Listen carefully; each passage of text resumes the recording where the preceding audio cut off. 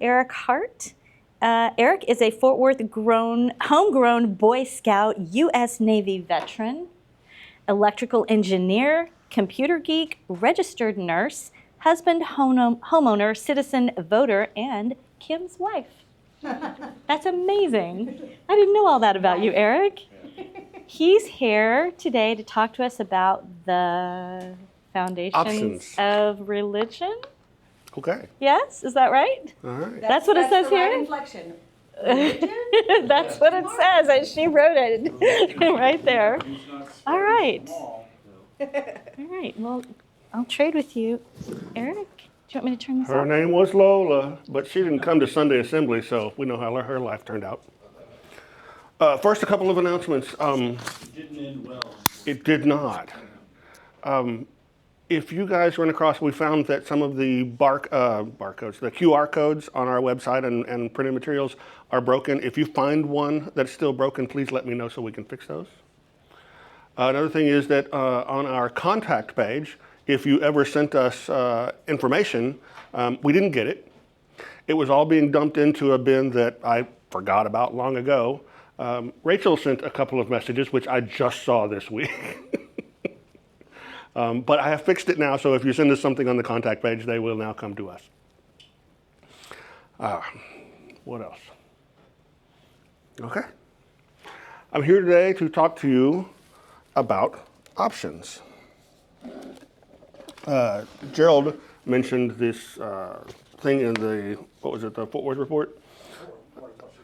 And so you may be interested to hear that what I have to talk about today is very related to First Amendment. When I'm done here today, some may say he talked about politics. Some may say he talked about law. Some may say he talked about religion. They may all be right or wrong. The only point I'd like to make to you today is that it is all your choice.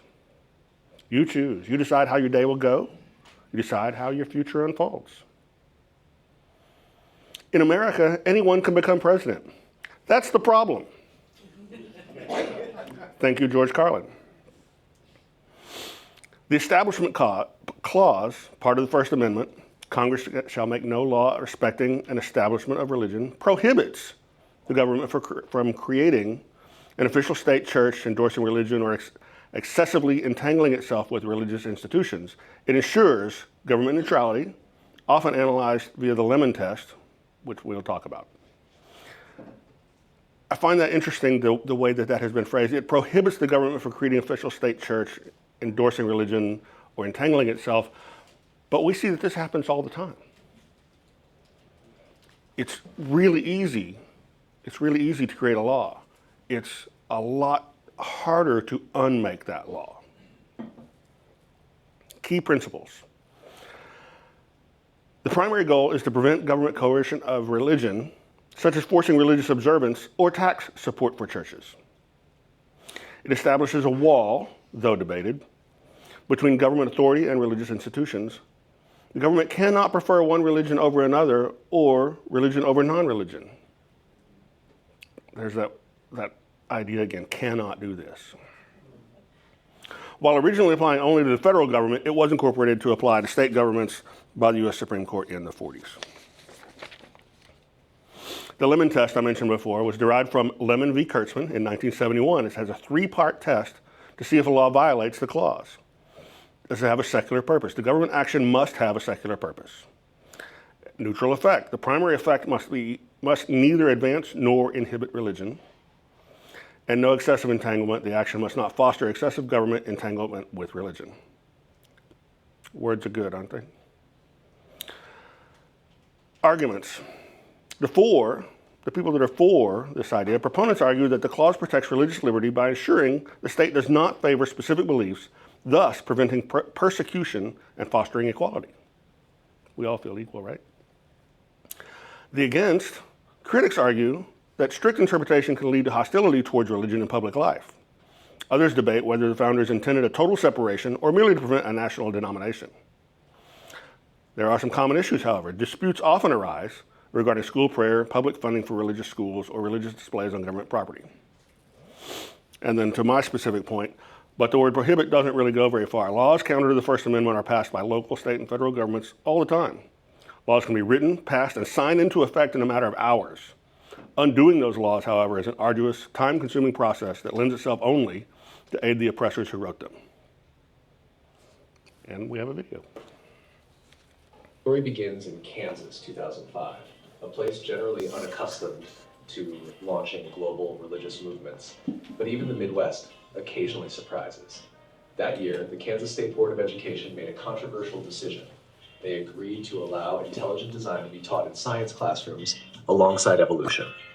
Enter Bobby Henderson, an unemployed physics graduate who, sensing an irresistible opportunity for satire, penned a letter demanding equal classroom time for his own deity, a god formed entirely from spaghetti and meatballs, floating drunkenly through the cosmos.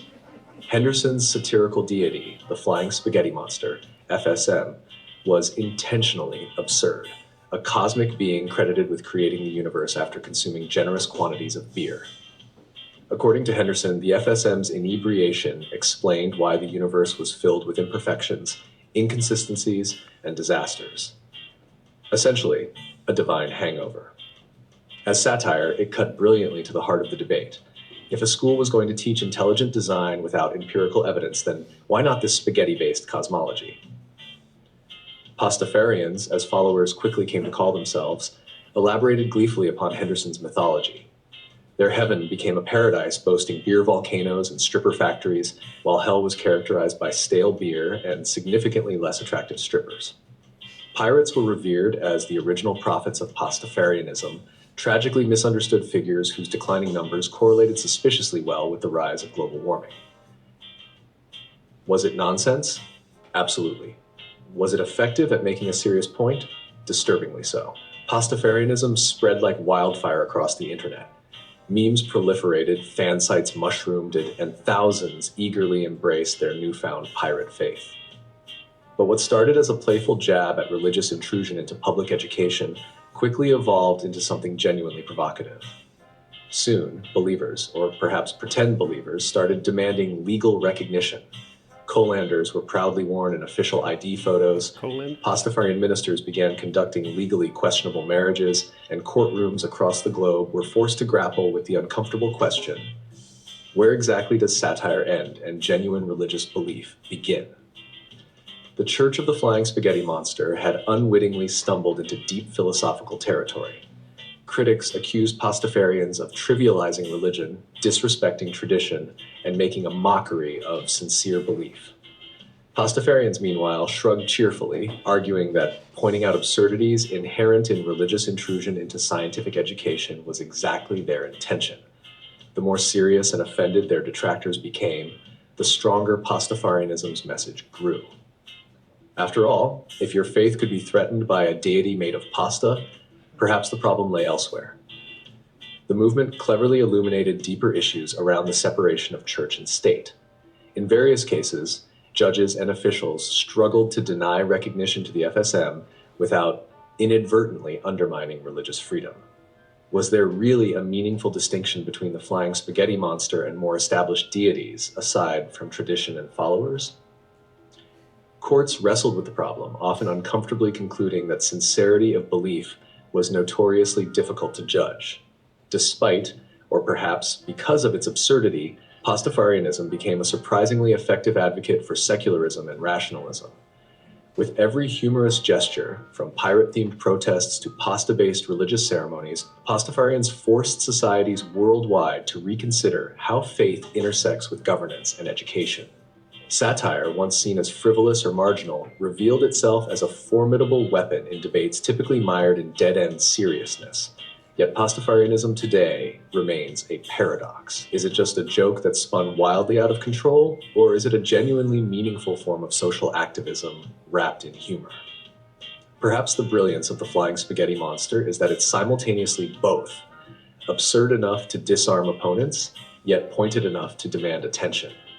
Its enduring appeal lies precisely in that uneasy balance, serious enough to provoke reflection, ridiculous enough to ensure no one forgets the lesson.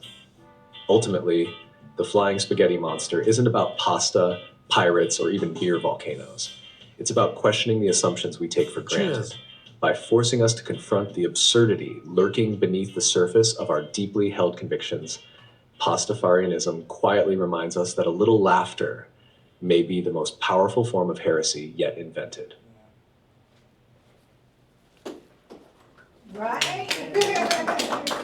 I need So- a t-shirt, a hat, I was and a gonna coffee, say, and a I coffee mug. own 3 FSM t-shirts. They're all available. Okay, I'll be looking. And so, The phrase, touched by his noodly appendage. and so I bring to you the 8 commandments of the flying spaghetti monster. I like these because they don't start off with, thou shalt not.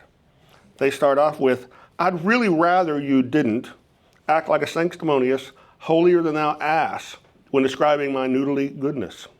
If some people don't believe in me, that's okay.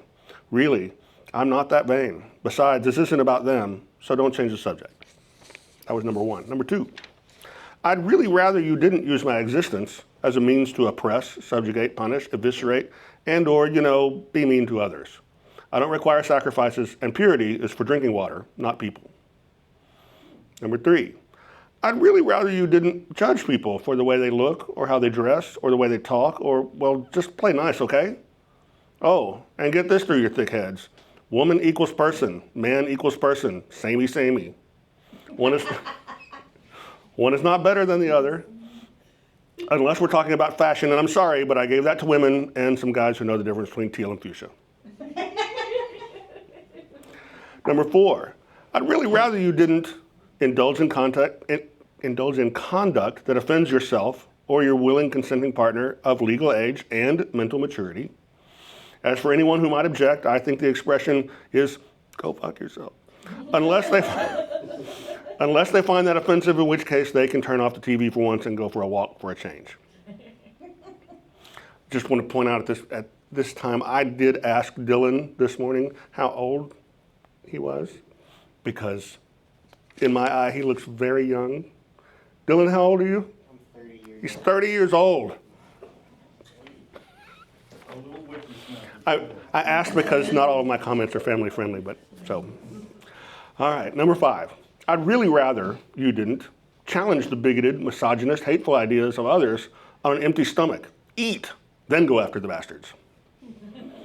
Number 6, I'd really rather you didn't build multi-million-dollar churches, temples, mosques, shrines to my noodly goodness when the money could be better spent. Take your pick.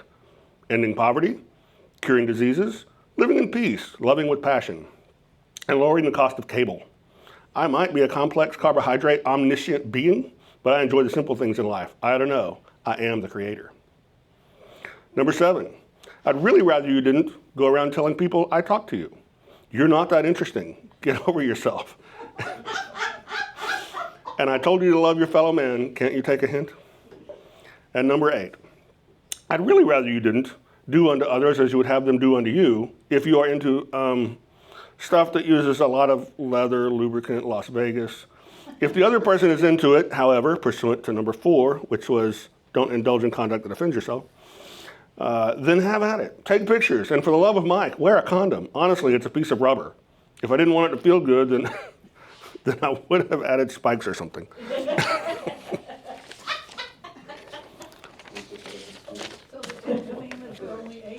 There are only 8 commandments for them.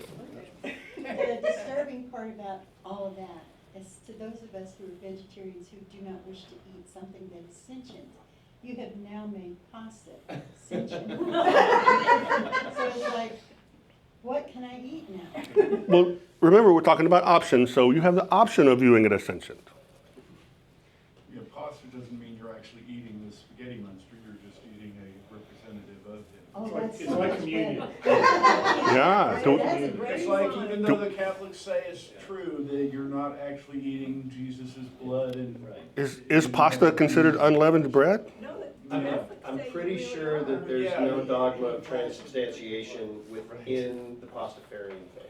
I like it. No, but if you have like a gluten intolerance, you still can't eat the body of Christ. So like Free body of it's not bread, it's Jesus, but Jesus Has does gluten. also have gluten. But, I don't recall any teaching of Jesus where he literally said, eat me, so. No, he didn't. but- He did actually. This is my body. Oh, okay, all right. He literally did say that. It was obvious a metaphor, but apparently that they have to deal with stupid people, so they. There you go. So just to see, That it turns into Jesus's body once it's in your, in your lower intestines and your. so just to see who was paying attention, the recurring theme in our video was about what kind of a person, What are you talking about? what profession of a person. Oh, satirist? You're talking about a pirate? The pirates. Oh, yeah. And so just to see who was paying attention, Pastafarianism, the Church of the Flying Spaghetti Monster, relates the decline in the number of pirates in the world to what?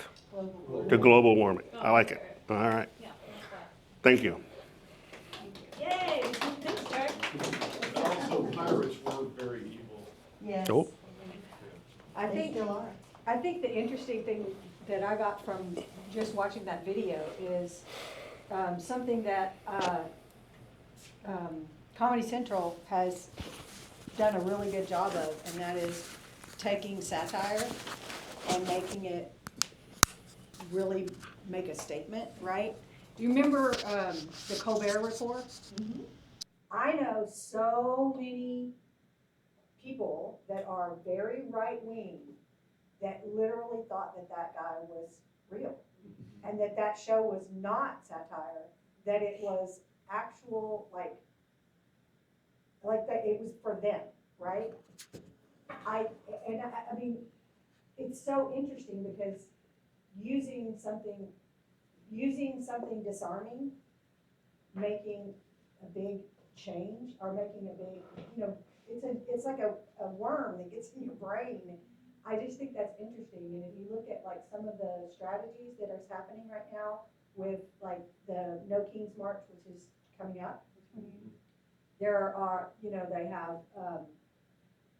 have people that are dressing up in those the frog No, those costumes inflatables, or yeah. whatever. They're doing these things that are like to disarm the violent tendencies of those kinds of those kind, not taking themselves too seriously, but it's a very serious thing.